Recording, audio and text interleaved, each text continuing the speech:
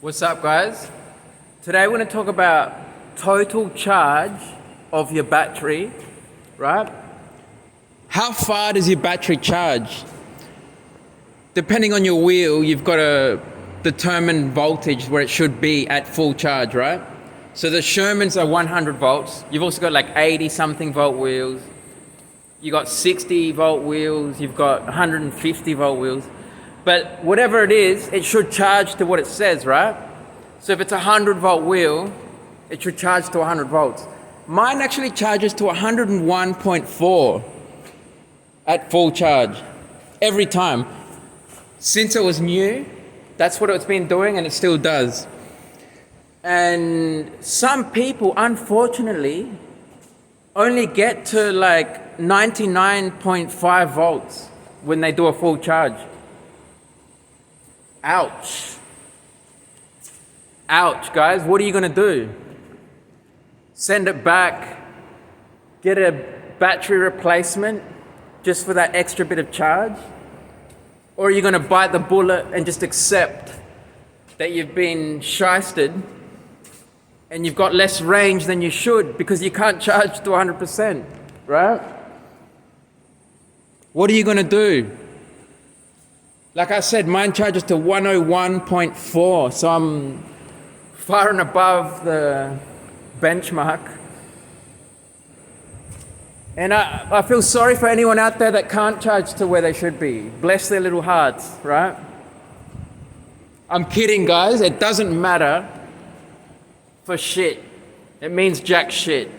Because, let me explain one example. I'll charge to, like I said, full charge for me is 101.4.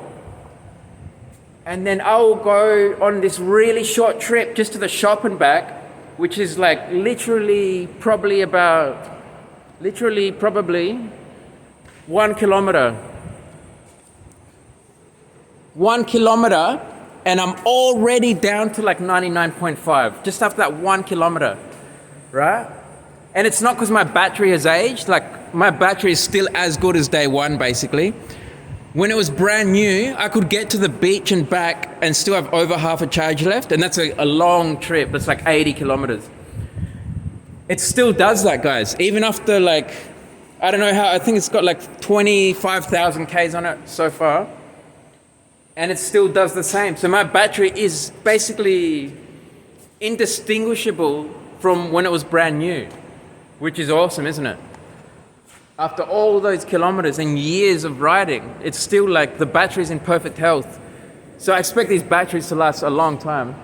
But my point is that first volt, or like that first couple of volts, because like it goes from 101.4 down to about 99.4, let's say, in 1 kilometer. So you lost 2 volts in 1 kilometer. It's because that first volt is very, I don't want to say sensitive, it's just, it doesn't mean much. So if you can only charge your wheel to 99.5, let's say, which would be very low, it doesn't even matter. You've only got 1 less kilometer than what I would have. And mine's going up to 101.4. So it means nothing, right? And who's going to ride down to that last kilometer anyway? Like, you're not going to ride your wheel until you've got 1 kilometer of range left. Who does that? Nobody. So it doesn't matter. And in fact, it could be better. It is better. Because if your wheel is only charging to 99.5, your battery's going to last longer. Because the further you push your cells, right, in voltage, the more stress they undergo. The way these cells are each a 4.2 volt cell, right? And they put them in series and then in parallel too. But the series is what jumps the voltage up. So you put 2 in series, you got 8.4 volts, and so on until you've got 100 and something volts. So when you're charging to full charge, what you're really doing is charging each cell to about 4.2 volts, right? And if you multiply 4.2 by 20, for example, if you've got 20 in series, like a 20S battery pack, that's 84 volts, right? Just to give you an example. But if your wheel is a 100-volt wheel, that means you've got like, I don't know, it's like a 24S or something, 24 in series, or something. It's not exactly that. Whatever it is, you're still charging each cell to 4.2 volts is the idea. And if your wheel only charges to 99.5, it means you're only charging each cell to like, I don't know, 4.17, let's say, 4.15 even, whatever. And that's a good thing because it means you're actually babying those cells. You're taking really good care of them. Because the further you go, the more stress they undergo. You could charge them to 4.3 if you wanted and just have a little bit more range, but, you know, really thrash your battery pack because each time you charge higher than what it's meant to be, it's doing more damage to the cells. I don't want to say damage, it's just more stress, you know.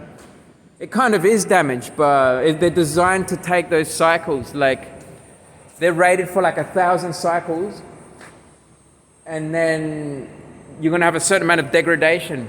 But if you only charge a little bit less, you're going to get more than 1,000 cycles. You might get 1,500 even, who knows, guys. But you will get more. So if your EUC only charges to, you know, less than it should be, it's a good thing, in my opinion. And the question arises: what causes? Oh, I just spat on it. Did you see that?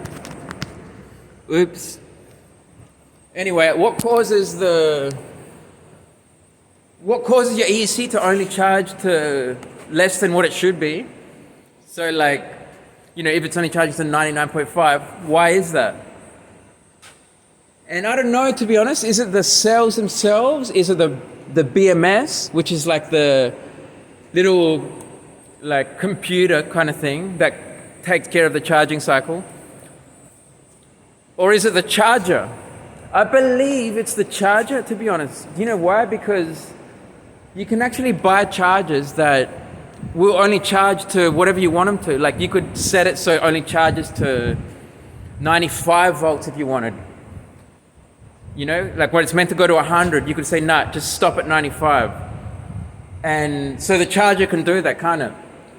And if your wheel only charges to whatever, like 99.5 was my example, maybe it's just the charger out of the factory, it came set to stop at that voltage, right?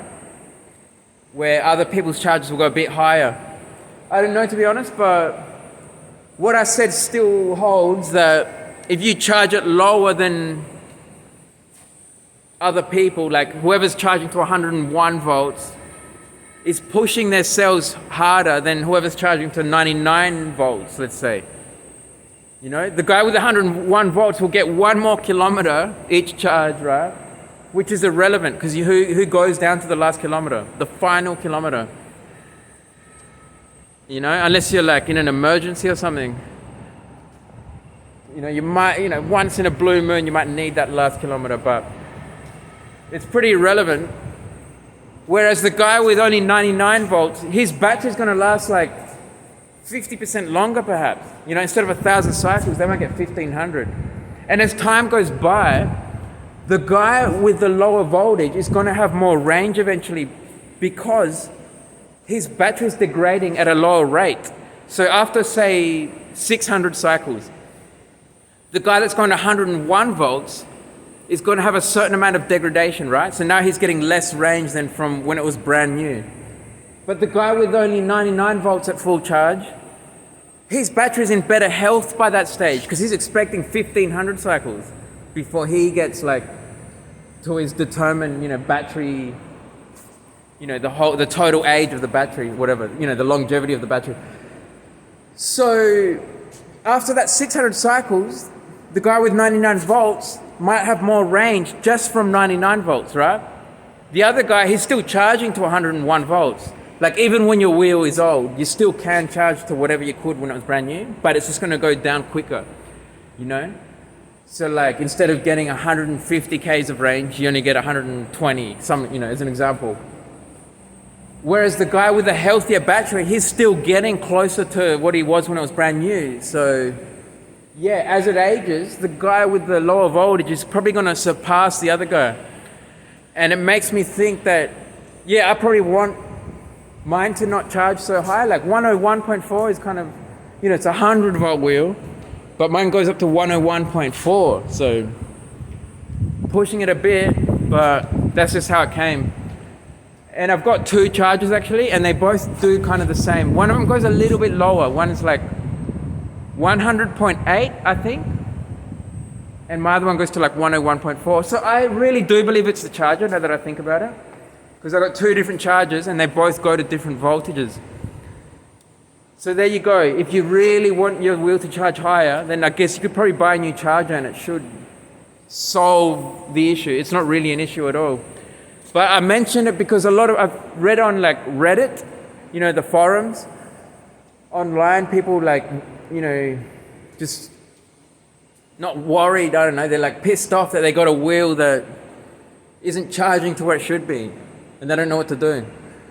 So don't do anything, just ride it and know that you're actually in a better position because your battery's going to last longer, and in the long run you're going to be getting more range than the other guy. So there you go. And here we are at the engineering building at Adelaide University. And I actually studied here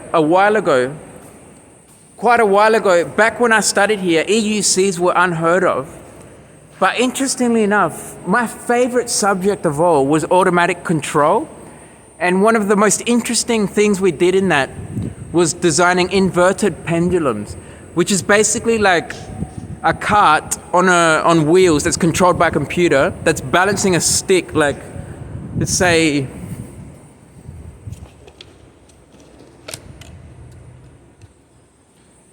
you balance a stick on your hand kind of thing, and as it falls that way, to keep it balanced, you got to bring your hand over, don't you? And then it falls back that way, you got to bring it back over. The computer does that, it controls the whole thing, and it controls it super precisely, right? Better than any human can.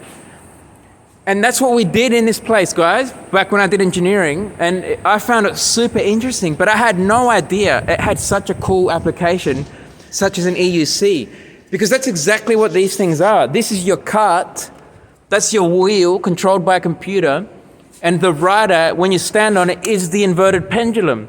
So as you fall forwards, you lean forwards, the thing accelerates that way to bring you back upright. When you brake, you lean backwards and the thing brakes.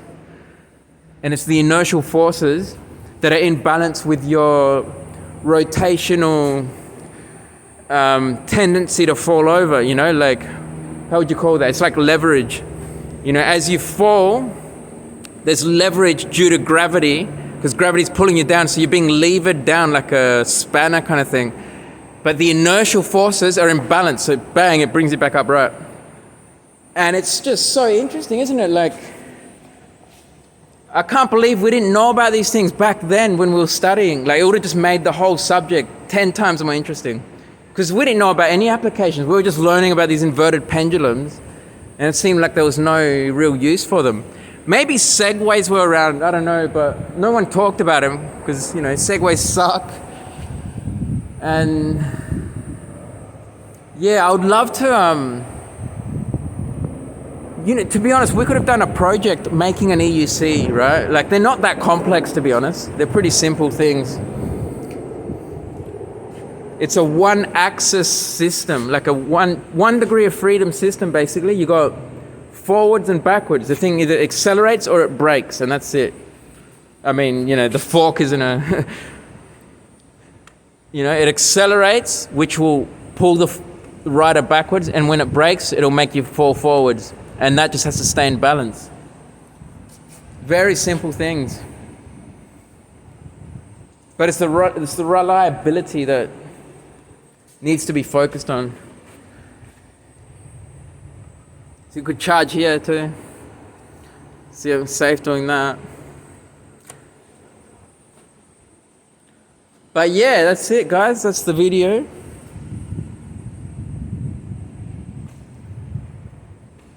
And this is a nice place, by the way. Like, it's been built up a lot since I studied here. That building wasn't even here back when I studied. This whole area, actually, look at this big park. That's all new. That's old. That's like 100 years old, that building. But yeah, it's a big place. Like you can see that up there. University of Adelaide. And those are really old constructions. Like that building there is like, that kind of construction will last 1,000 years basically. It's like the pyramids. Just masonry kind of thing. The new constructions you see, like I don't know about that thing up there. Not sure how long that would last, but the houses that are being built, like 99% of the houses are basically built out of paper almost, like they may as well be. They use this wood, like the wooden frame they use is not even, it's not even water resistant in the long run. Like they last 60 years and they knock these things down as like part of the code. And as a society, that's got us poor. That's got us all working super hard to own a house because they've got to be built every 60 freaking years and knocked down, and all the materials that have got to be shipped. It's insanity. Whereas if they build them all properly to begin with, and they could last 1,000 years at least, think about how much cheaper houses would be. You build a house and it lasts 1,000 years. You pass it on down 10, like how many generations? Like 50. 50 generations instead of like 2 or 3 generations and the house is gone. But that's not what the people want. Our masters, our overlords want it this way because it keeps them in business. Like think about it. They own all the ships that transport all the materials. They own all the construction companies, all the machinery that's used to construct things. So they want to keep them busy. They want to keep it flowing, keep the money going. Imagine if you could just build a house and it lasts 1,000 years, then we don't need their machines for the next 1,000 years. They're out of business. It's better for them, for us to just have to keep knocking them down and rebuilding, because then we're working for them constantly. We're enslaved. And that's the system we're in, guys. So, I mean, that's just one of the many problems in the system, but yeah, the quality of housing constructions is just abysmal. You know, the kind of walls you can just punch through, like you can just, those gyprock walls, paper mache buildings. Yeah, you got to knock them down every 60 years, basically. And you could, and it's a lot to do with the frame itself. Like they use the type of wood they use. It's like pine. It's called pine 2x4s, basically. And they're not treated. Like you could use treated. There's like different levels of treatment that'll last longer and it won't rot as quickly. Basically, what happens over the years is they absorb moisture and they end up rotting. And once your frame is rotted, you got to knock your house down because it's dangerous. But if they just use even a bit better quality pine, like an H4 treated, H3 treated pine that's much more water resistant, it'll probably last a couple of 100 years. But they don't. They go for the cheap stuff, even though it's only like $1 more per piece of pine, right? If you want to use like a higher treatment. You know, it's all part of the plan, guys. But anyway, I digress. We'll end it here. And yeah, we'll see you in the next one. And this is like a little bicycle area, by the way. I wish I could ride, like when I went to uni here, I wish I had an EUC. It would have made, oh man, life so much easier. I wonder what you'll do with it though. Like, actually, what would I have done? I would have had to like lock it up somehow. I guess those bars will serve. You could just like, yeah, you could just lock it up, couldn't you? I mean, technically you could take it to all your classes too, but that might be a bit on the tedious side. But who knows, you know, like you got to go, you know, when you go to university here, you've got classes over there, like way over there, then way over there. And if you just had your EUC with you, you could just cruise to like, might actually make it more, might make the whole thing easier for you. But yeah, let's end it here, guys, and see you in the next one.